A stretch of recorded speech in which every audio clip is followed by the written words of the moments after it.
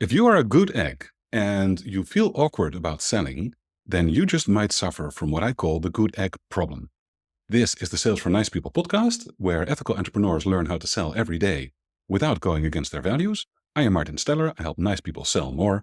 And the good egg problem is a phenomenon that I see over and over again. It is when somebody has a lot of values, a lot of integrity, wouldn't dream of compromising their values. And because of that, they don't get to sell as often, don't sell as much, struggle with selling simply because the values become the reason why the sales don't happen. Now, the solution to that is to look at a different priority.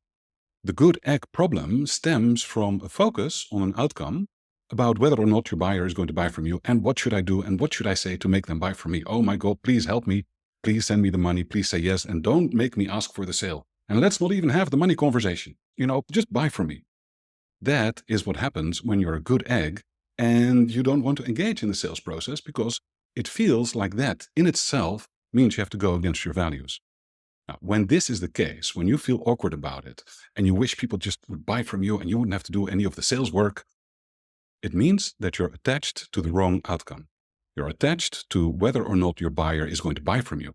Now, it isn't your business whether your buyer buys. It only becomes your business once they do. So, to solve the good egg problem, be attached to a different outcome. Be attached to whether or not your buyer makes the right decision, even if that decision is to not buy or not buy now or not buy from you.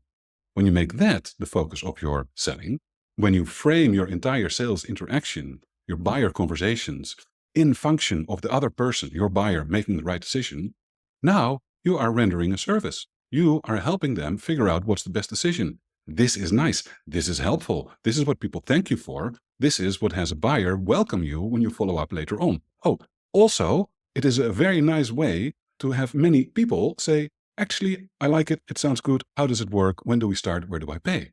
So instead of letting your values be the obstacle to your sales, let your values, trying to help people, trying to be of service, be the reason that your sales become easier. It is not that hard once you get it. And if you really want to get it, you should read my book.